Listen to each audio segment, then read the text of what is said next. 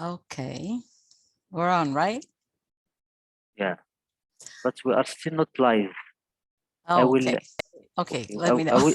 I will do a little presentation of the session, and then you can Yeah. present Okay. yourself. Mm-hmm.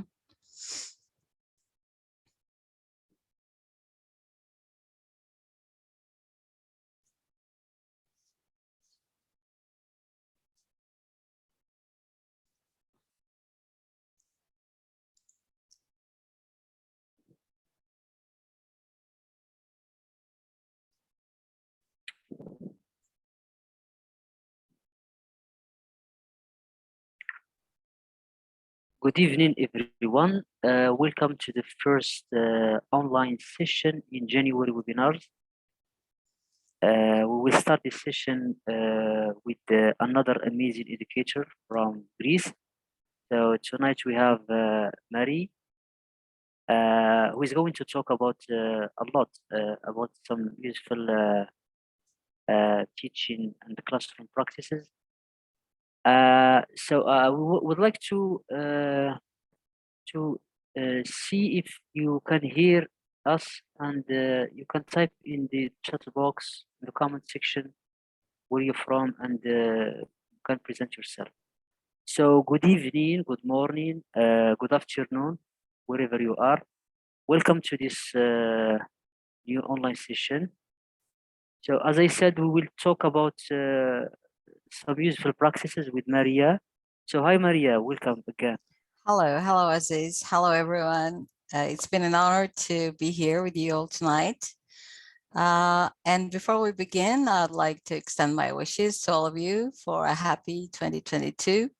I hope it's a year full of happiness and prosperity, and that we leave the challenges of the previous year behind us. Yes, thank you. So the same to you. Happy New Year, everyone. So the title of this session is Yes. Do you want me to start screen useful sharing? tools and practices in the English classroom.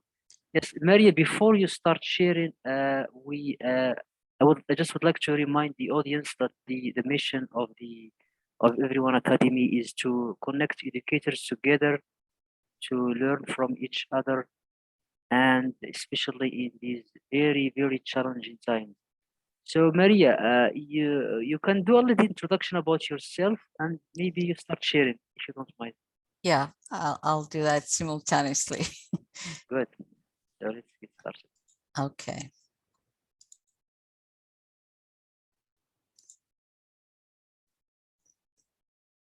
All right, let me hide the menu because it gets in the way. You can make it big here. Yeah, here it is. So today's presentation, as I said, is about useful tools and practices that I have found effective in the classroom. And I hope by the end of the session, I will have given you some good ideas that you can also use in your lessons. But before we get to that, let me tell you a few things about myself. I am an ESL teacher from Greece. I ran a foreign languages center in Crete. I studied at the National and Kapodistrian University of Athens in the field of English studies, and I hold a bachelor's degree from there. Also, I believe in lifelong learning, and that's what I've been trying to do throughout the years, parallel to my work, trying to catch up with the latest trends in education and implement things that would benefit my learners. I mainly teach young learners and teenagers, and occasionally adults, guiding them from their first steps to the top of proficiency level, which they certify through internationally recognized exams such as Cambridge, Michigan, and OCN, and others, which are really popular in Greece. Now, As Albert Einstein said, teaching should be such that what is offered is perceived as a valuable gift and not as a hard duty. I believe this is very true, and I try to adjust my teaching practice in such a way that I don't overburden my learners with loads of homework, don't put them under a lot of pressure. And it's an attitude that has been positively accepted, not only by learners, but also the parents who have reached out to me and talked to me about it without hiding their surprise by the positive results that this has with them.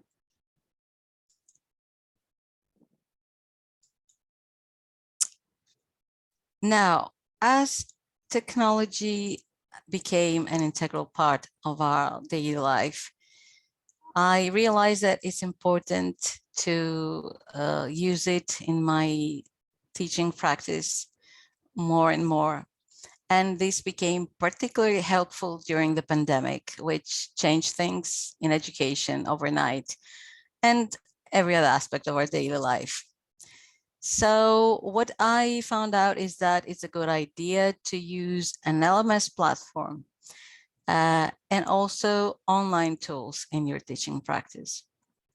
You can use the LMS for asynchronous learning, but also the reason why I use it is because I want to create a kind of community with my learners. I want to create bonds with them, to create a sense of belonging, not just the 2 or 3 hours a week that we share in the physical or online classroom, but go beyond that.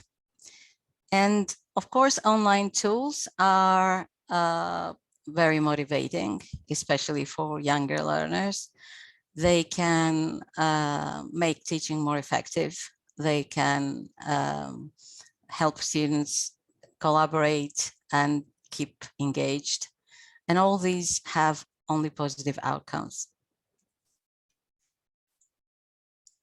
There are a lot of LMSs, but I decided to talk to you about Edmodo today, which is a free LMS.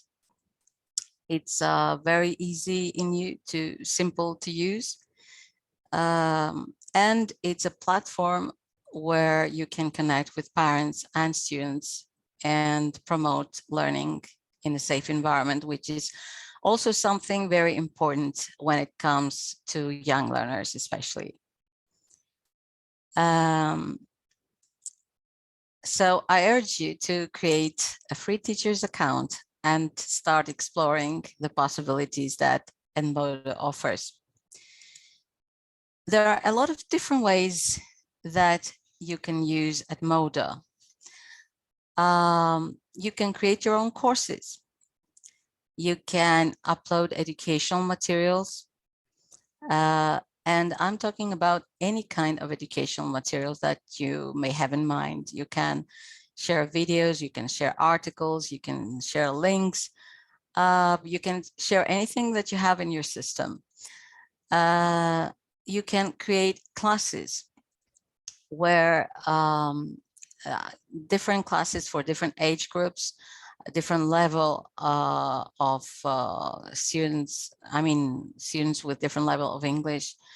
And once you create those classes, you get to create students accounts and add those students in the specific classes so that they can start studying the materials that you have in Edmodo for them. You can also create assignments, and it's a platform that allows you to connect with parents as well as the students. You don't need to send emails, or you can connect through the platform immediately with parents. And parents have the ability to see the kind of work that you do with the students and whatever goes on in the classes. Also, you can connect with a community of educators. All those educators that are connected in Edmodo, they share useful useful posts, and you can have access to those in the stream. So basically, it's you can think of Edmodo as a social media platform in that way. Only it's much safer, and it connects you with the right individuals.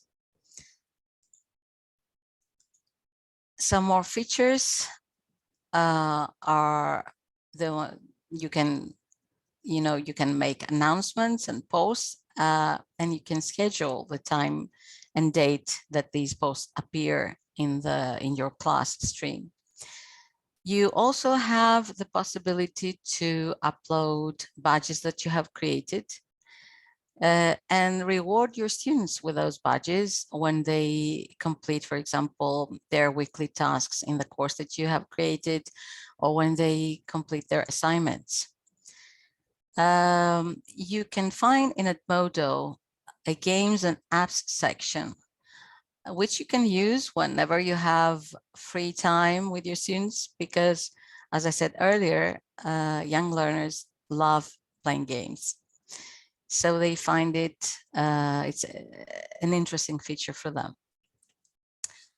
And the social stream that we mentioned, not only the stream that you find posts from other educators, but also your students have the ability to post comments in their class stream. You, according to the settings that you set, you can approve those comments or you can let them free. The comments are visible to the rest of the members of the group and only to them. And you can basically have everything, all the material that you need for your students to study, all in one place. Nothing can get lost. Imagine you can go paperless. And quite often what happens when you give handouts to your students, they misplace them. This is no longer the case with Edmodo. You can have everything organized there for them, and they can go back and find whatever they need at the time of their convenience. Now I'm going to show you some examples. What you see here is actually the initial page of a course I created with some colleagues while we were trying to see how we can create a course in Edmodo. We gave it a title. It's Culture Trotters. And as you see, we were able to customize the appearance of the initial page by uploading the picture that we had created. And then, of course, below we have the posts, the weekly posts, and the weekly tasks that follow.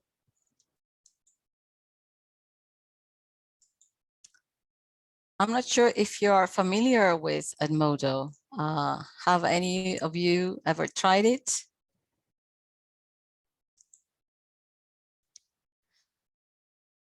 This is another example of a class I created.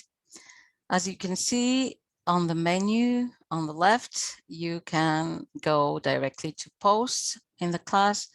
You can have folders, you can access members, and you can add members to the class, or you can delete members you do no longer need to have in the group. You can select the rights that you give them. And again, as you can see, you can customize the page with the picture that you prefer. The class can be locked, or you can unlock it and share its code with specific people. And you can see an example of a post It was around Halloween when I posted this.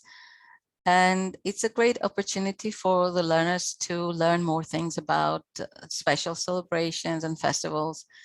Not only things about grammar or stuff like that, but also things that can build their cultural awareness.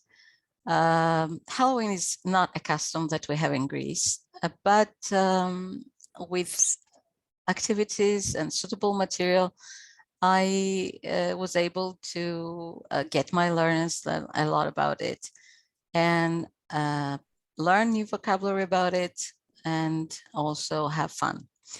And the same thing goes with pretty much anything that you want to teach your learners.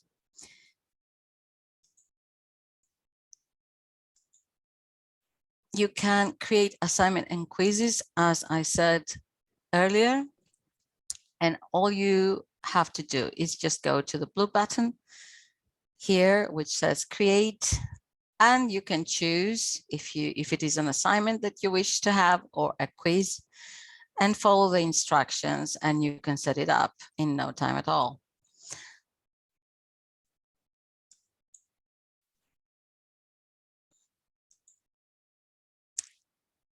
Now I'm going to show you an example of badges.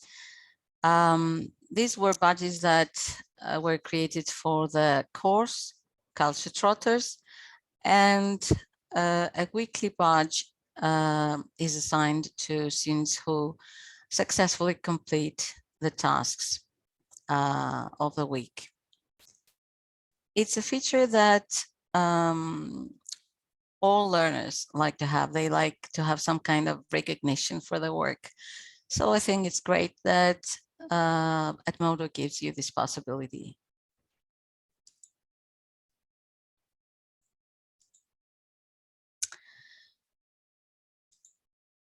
And as we can see here on the menu at the top, right next to calendar, there is discover.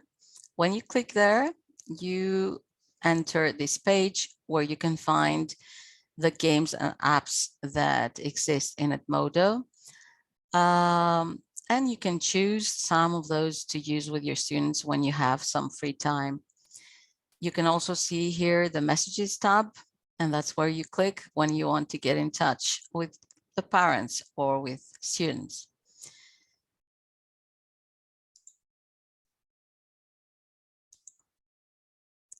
And an example of a post that I found in my social stream, a post made by another educator. So basically, it's a platform that has a lot of different functions, and it can help you and your learners in many different ways. All you have to do is just give it a try and think of its possibilities and how you can use all these things and features that Edmodo has with them. Now, if you have any questions about Edmodo, or if it's something that you want more to talk about, just keep a note and we'll get to that at the end of the presentation. Now we'll talk about some tools that I have found useful in the physical and digital classroom. There are a lot of tools, but I picked just a few today to show you.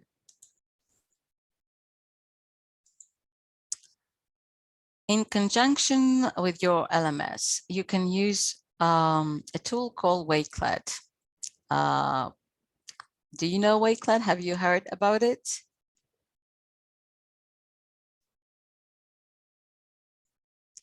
Aziz, do people know about it? Me personally, I don't know about it. No. Well, actually, Quizlet is a tool that offers you and your learners the possibility to collaborate and share content They can share their work organized in collections. They can share their projects.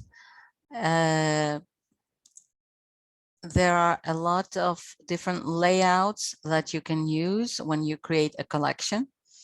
As you can see here, we have column, grid, media collection, mood board. So you pick the style that you prefer. And here you can see the different ways that you can share content. You can use link, you can write text, you can use image, you can bookmark pages. And if you click here at the dots, you get to see some more tools that you can connect with Wakelet, like Twitter, Flipgrid, which is another great tool that you can use with your learners, YouTube, and other sources.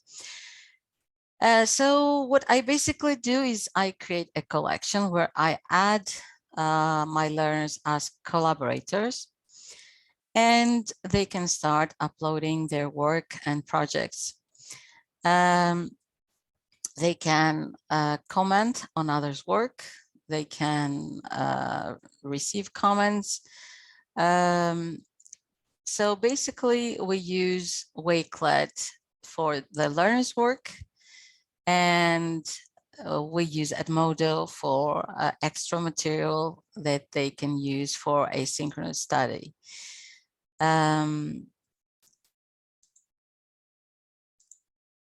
This is an example of what a collection in columns looks like. So you just keep adding columns, and under each column, learners create content. This is a grid collection. This is my favorite. It's a mood board, but I think it's more suitable for senior students. And here is a media collection. I prefer using media collection with my younger students. And you can see an example of a learner who uploaded a writing task in the form of an image. It's something really easy for them to do, and that's why young learners quite often prefer this kind of sharing option.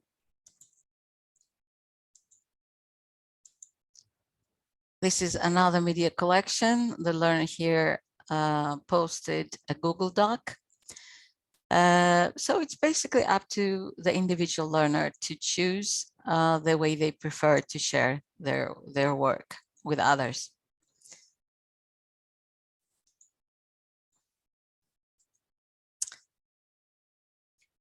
A similar tool with Wakelet is Padlet. It's very popular. Maybe more people know about Padlet than Wakelet. You can think of Padlet as a wall, and it's a wall where learners can collaborate and share reflections. They can post their work in various forms. There is a pink plus, which they can click, and the editor opens. And if you click here at the dots, you get the full editor. So basically, you see in what different ways you can share material. You can use audio, you can use video, you can use your camera, you can use links, you can use GIFs, whatever, you name it. Padlet is really nice tool. You can create a lot of different stuff using it. And similarly, you can decide on the appearance of your wall by when you set up a wall. You basically have to choose between these different layouts according to your learners' needs, to the group needs. There is just one small catch. Padlet is allows you only to create 3 walls in the free plan, and then you need to upgrade if you want to use more. But of course, you can save your Padlets in the form of images or PDF files. You can download them, you can embed them in your LMS or your website. And once you save those walls, you can remake them and start over.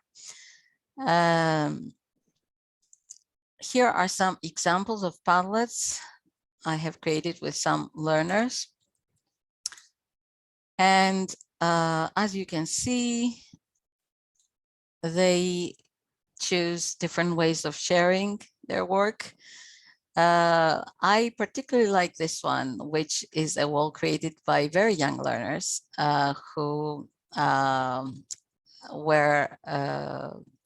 attended the online course on my website.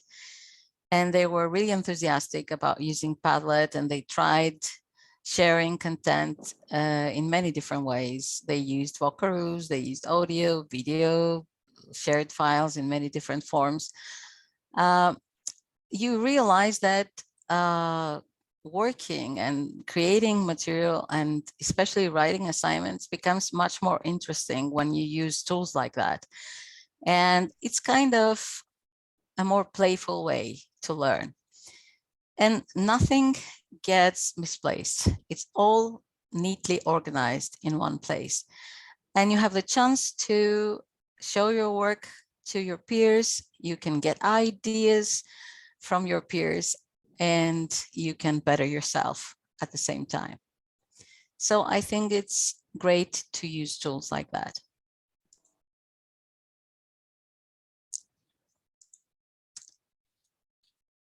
I couldn't exclude from this presentation Google Apps. I find Google Apps like Jamboards or Google Earth, Docs, Slides, and Forms particularly useful. And also free tools that you can use, and they're simple in use. So learners learn the ropes pretty quickly.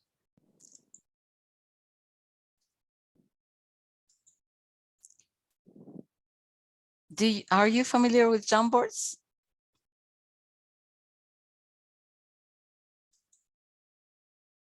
Is it an application maybe?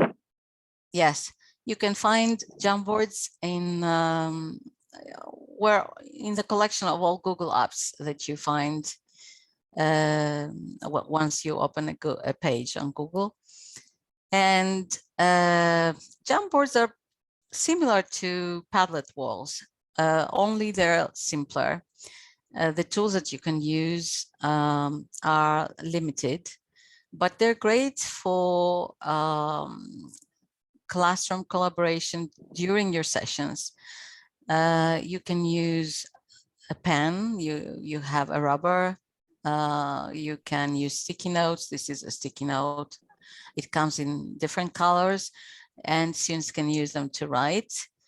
There are some shapes that you can use, text boxes, and this tool at the bottom is perfect for doodling. For example, let's suppose that you explain a grammar rule or something, and you start drawing lines. These lines automatically erase themselves, so you don't need to grab the rubber and erase them. And if you want to clear the whole board, you just click on clear frame and it's blank. Another interesting feature of Jamboards is that you can have multiple boards.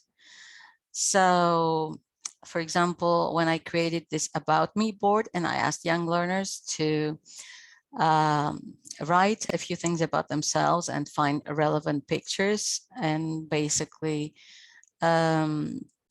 customize the appearance of their board. I told them to use one board each. So basically you can create as many boards as you wish in the same Jamboard.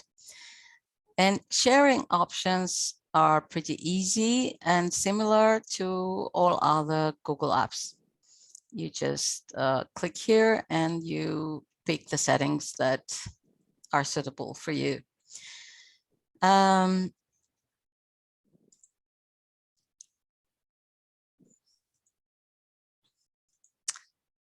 Here's another Jamboard that we created during a live session. Actually, I asked them, young learners, to teach with me, to teach each other about rules that they had learned about the present simple. And this one was another project we did during our online session. I asked them to think about their favorite robot and use sticky notes to describe it in a paragraph, and find some pictures if they wished to decorate the board. They came up with this in no time at all. I think it was more effective than if I had asked them to use pen and paper. It was certainly more fun. And everybody was engaged right from the beginning to the end. So I think it's really amazing that nowadays we have access to these kind of tools and we can use with our learners.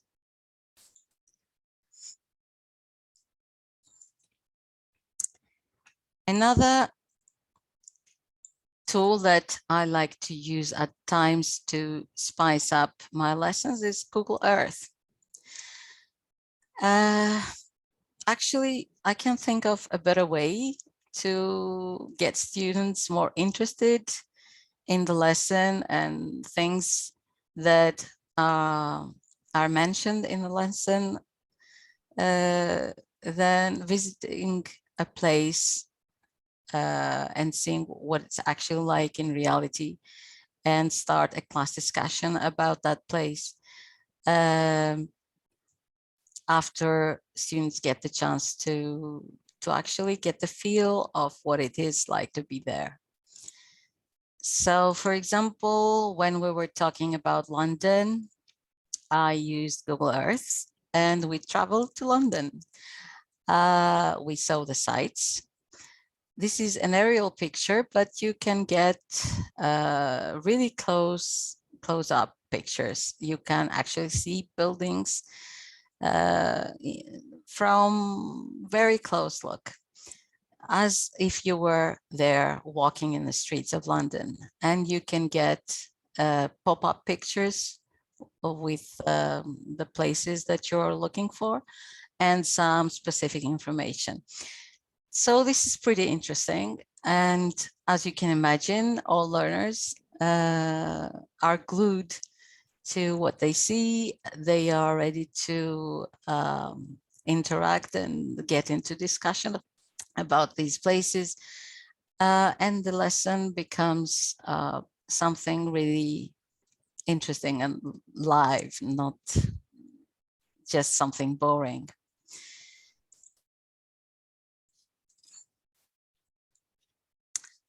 Google Docs are my favorite when it comes to writing tasks, because you can use them with your learners for individual work, but also for collaborative tasks. There is a rich menu on top that they can use to customize the layout of their response. They can choose the color of the text fonts. They can upload images. Through Insert, they can upload images. They can use links. So basically, they can come up with something really nice. And one other interesting thing about Google Docs is that when you click here on this pen, the teacher can give feedback remotely to the learner about their work. Learners can work collaboratively on the same doc or each individually. So I think it's a great tool to use when it comes to writing tasks. And I'm sure that a lot of you already use it.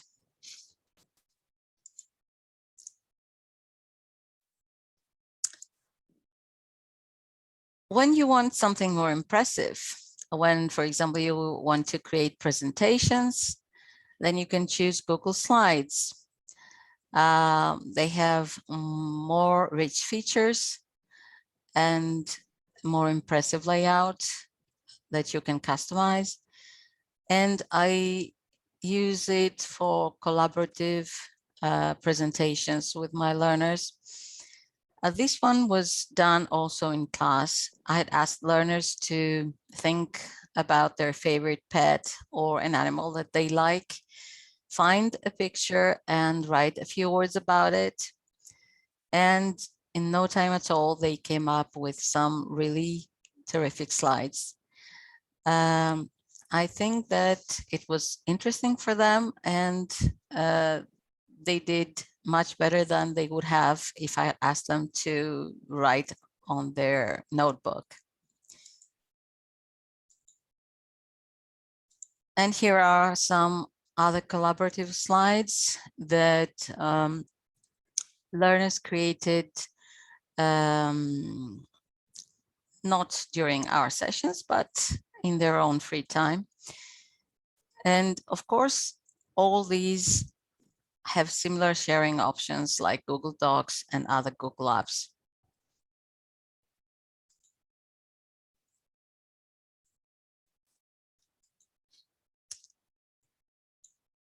Now, when we think about assessment, I think that Google Forms is a really good choice. You can create quizzes for practice or quizzes as tests to assess your learners' work. When you create a quiz, you can customize the colors, you can use an image of your choice. You have the ability to create questions, a variety of questions. You can upload images in the test questions or even videos. And once students submit the quiz, you can see immediately the responses and also statistics of the group performance. And you can preview your quiz before you share it with your learners. But I would like to draw your attention to a couple of details that I use when I create Google quizzes. One thing is that by using this icon here, the last on the menu, I create different sections in the quiz. The first section always includes the name of the learners and a passcode. Learners cannot get access to the rest of the quiz unless they insert the right value here in the passcode. The reason why I do that is because I want my learners to start the quiz together, all together at the same time. And also, once they get started, after a few minutes, I can go back, change the passcode. And this means that the quiz is no longer shareable to other people. Not even to the learners themselves. They have to finish the quiz that they opened and finish in the allocated time. So I think it's, yes. How do you generate the passcode? Yes, I'll explain.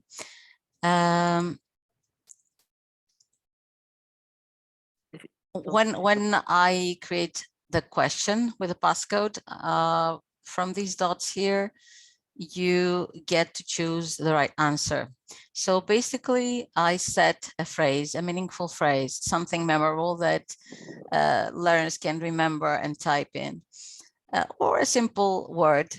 I try to keep letters small letters throughout or capital letters throughout, so that learners don't get confused, because a mistake in capitals or small letters will get you the passcode wrong. So just keep it the same way throughout the phrase, and then you actually state that only this word is the right answer.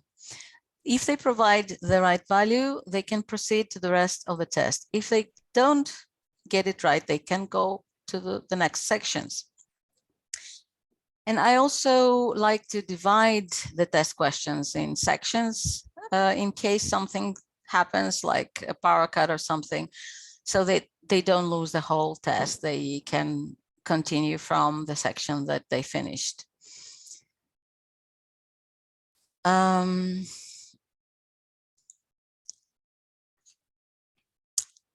Now, if you want a more playful way to assess your students, then a nice tool to use is Quizzes.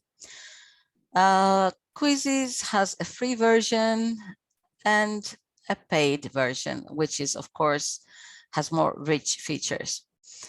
But even in the free version, you have the ability to create a live quiz, or to create a quiz that you set for homework.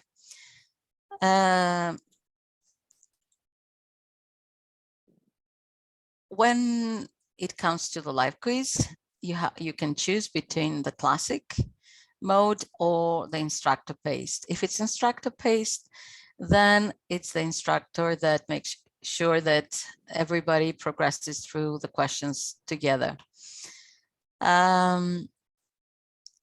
You have a variety of questions that you can set up.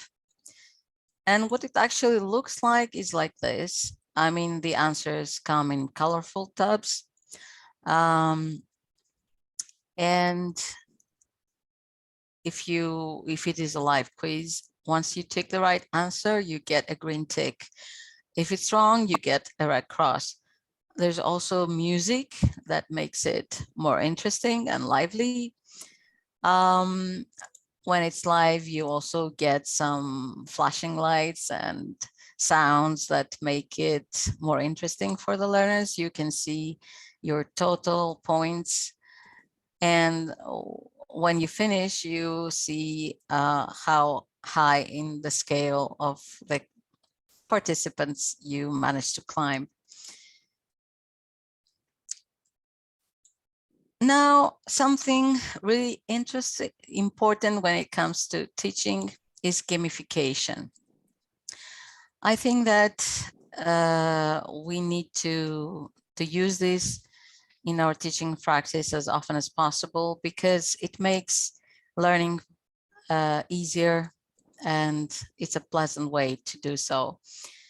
And as Carl Kapp says, games and gamification both can lead to high levels of learner engagement and motivation.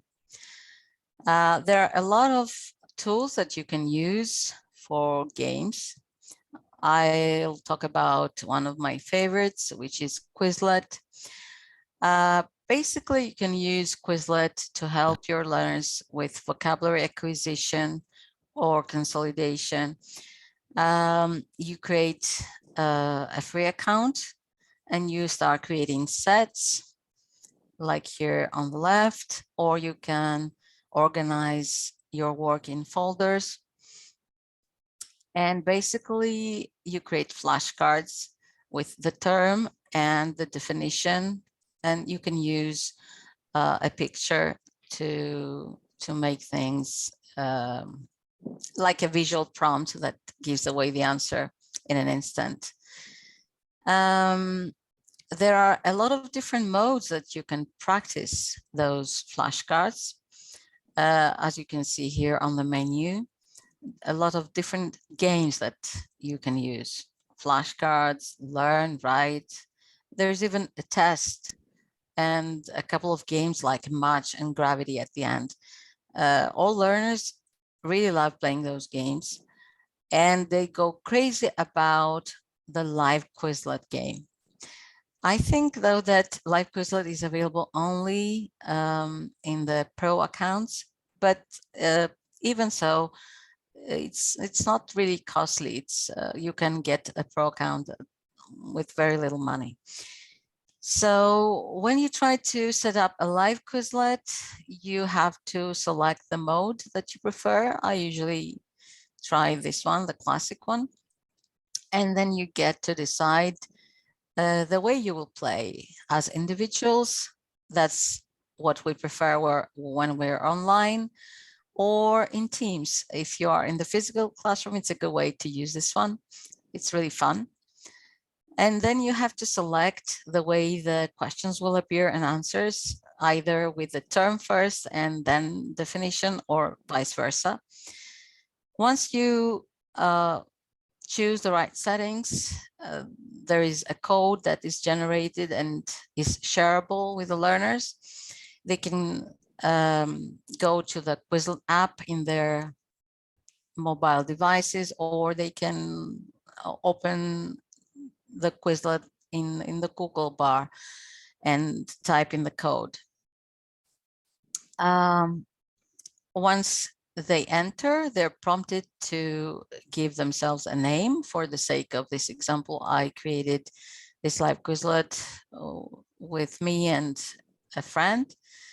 And once we started the game, Quizlet automatically assigned an animal to each of us. What you see on the central monitor, the teacher's monitor, is the names of the participants and how they progress through the questions, who is going faster or who makes a mistake and goes back at the beginning, etc. And at the end, of course, we have the winner, and we can see the questions that pose difficulty and the ones that participants did great. Quizlets are really amazing, and my learners keep asking for more. The last Quizlet I played was right before Christmas, and we had the chance to learn Christmas vocabulary, and it was a lot of fun for all of us. Now, another really popular game that a lot of you might know is Kahoot. Kahoot has a free version and a paid version, but you can create quizzes if you get a free teacher's account, and you can actually use images. The type of questions, it's not just one type of question, you have some variety to choose from. And then again, you have to go through some settings in a similar way as you did with Quizlet. And when you finish, you get a pin, which is shareable. You share it with your learners. They have to go to Kahoot.8 and enter the pin so that the game can begin. Once they do that and they give themselves the name, their name, then a nickname to enter the game, the game begins. Of course, you need the central monitor where you can see the question. You can see the question, the image, and the possible answers in different color tabs, which have a different shape. Learners can see on their mobile devices only the colorful tabs with the shape. And so they have to see the monitor for the questions and answer choose the right tab for their answer. What makes Quizlet so exciting, I think, is the time limit, because it's really fast paced. There is also music, and it gets students really motivated to go through it and reach the top. And there is a podium at the end where you can see the three best who managed to reach the highest score. And you can also get to see the questions that pose some difficulty.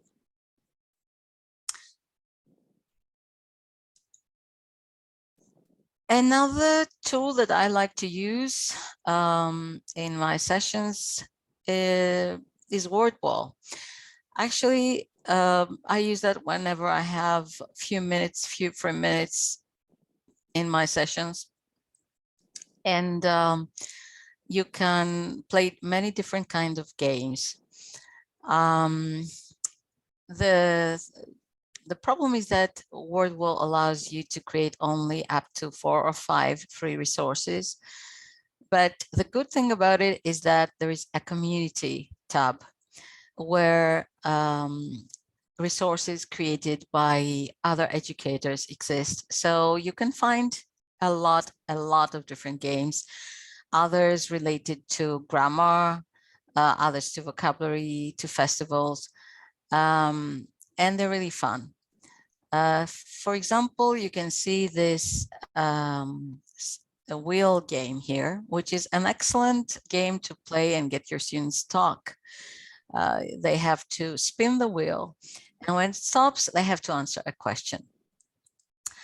But of course, there are a lot of different other kinds of games. So it's something that I find nice to use with my students. Now, a few more general tips for the physical and digital classroom before we finish. I think that the most important thing is to keep students engaged. That's what we need to keep in mind at all times. And a good way to do that is to get them involved in collaborative tasks. Collaborative learning is really useful. They get to gain a lot out of it. They become more motivated, and it has really nice results. And also trying to make learning fun and intriguing is something that can help us and gain the most out of our students. If you teach online, I think it's essential to set a rule right from the beginning with your learners to keep their cameras on, because especially in a virtual setting, it's critical to keep cameras on. It's the only way that you can make sure that the atmosphere that you have in your online session is pretty much the same as if you were in the physical classroom. So I suggest you insist on that and you set it as something they need to do right from the beginning. Otherwise, you will have students distracted behind black cameras who will start doing other things, and you don't want to do that. It's also a good idea to teach your learners some online etiquette. The same way that you set some ground rules in your physical classroom, it's a good idea to teach them how to behave properly in an online setting. This will help, we will help you run your sessions smoothly, and interactions in the group will be pleasant for all. Now, some final reminders to keep in mind. It's pretty important to try and keep your students engaged in discussions. Get them to talk as often as possible. This is what will lead them to fluency. I have found that it's also very helpful to ask inductive questions and occasionally deductive ones, and help your learners when needed. Try to always encourage them to use positive language and cultivate respect for others. If group members get along well, then the whole sessions will run smoothly and the outcome will be the best. You can instill love of learning in your learners by using the right variety of materials and techniques. And when you do that, you create earnest learners. And these are the ones that proceed and progress and actually get to learn. I would like to finish with two quotes, one by George Evans. Every student can learn, just not on the same day or the same way. I think we need to keep this always in mind. We have to adjust our teaching practices in such a way that we can reach all different types of learners and make sure that it's possible for them to acquire learning. And another one by Albert Einstein. It is the supreme art of the teacher to awaken joy in creative expression and knowledge. I think it's really important to do that. And if we do, we're going to have surprising results with our learners. I think this concludes our presentation. And if you have any questions, please feel free to ask me. I'll be glad to answer your questions. Or if you like, you can reach me at a later time. You can get in touch with me using this email. Thank you very much for being here. I hope you learned something new from me today. And I hope that you found some interesting stuff that you would like to explore in the near future. Thank you very much. I'll stop screen sharing now and I'll answer your questions if there are any. That was a great session, really. Thank you, Aziz. So do you have, I know that you have a lot of questions for Maria, so write them in the comment section. So Maria talked about a lot of tools. She mentioned Edmodo, Google Forms, Google Slides. She also mentioned gamification and also Jamboard, a lot of useful tools. Maybe the first one, because I use Edmodo, maybe we can, do you think we can combine some of these tools and use them in Edmodo? For example, to gamify our lessons in Edmodo, we can use, you know, some of the tools you mentioned. Actually, for example, you can combine Padlet or Wakelet with Edmodo, but games are something that you do with your learners in real time. So I think it's difficult to, although, no, that's not correct. Actually, I have put a lot of games for my students in Edmodo, but in other forms, like Kahoot, maybe. No. Kahoot and the tools that I showed are good for live sessions. Okay. But sometimes, for example, some games can be played asynchronously too. You can play a Kahoot and you can still see how you see how you progress in relation to other participants who have played the same game, not at the same time. But there are also things that you can put in your Edmodo, like, for example, escape rooms or a collection of libraries that you can create and you can put there in Edmodo for them to find. So there are things you can combine with Edmodo and things that they can find and use at their own convenience. So we have a question here about Edmodo. game. They are talking about games section in Edmodo. Special. She's talking about maybe the materials found on Edmodo. Yes, once Yes. you Are they free? The yes, question. everything in Edmodo is free. Everything in The Edmodo, resources. Yes. She's the talking about resources are free. Yes. Yes. Okay. Right. So I was really interested in the passcode you mentioned in Google Forms, Yeah. really, because I Yes. have never. It's really something very I creative. yes, I think it's something really useful because you limit the access to the test.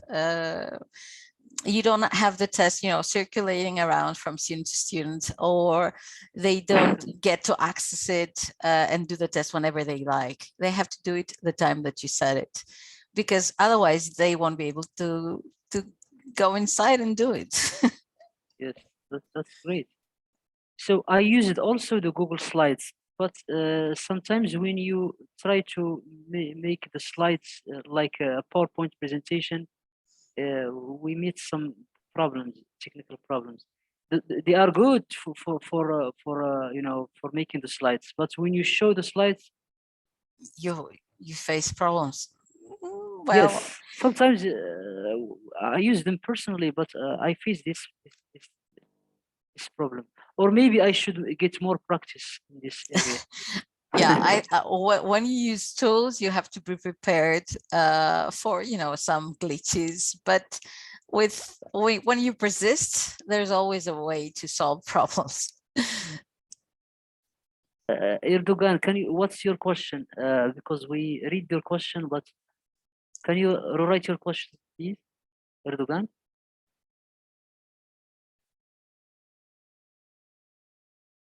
So Maria, you mentioned also Google Forms.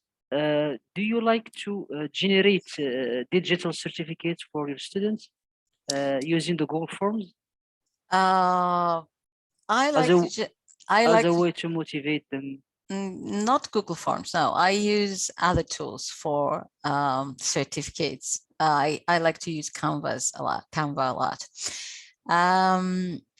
But I have created certificates that I use in the online courses that I offer on my website. But I don't use Google Forms for that. Okay. So to answer your question, Erdogan, I think teachers in Edmodo share resources, share different Yes, materials, yes. and they are free. Most of them are free, I think. Actually, in the social stream, you have educators who are posting a lot of useful links. They post examples of how they use tools. So you get a lot of information if you have a time to look at what comes up through your stream all the time.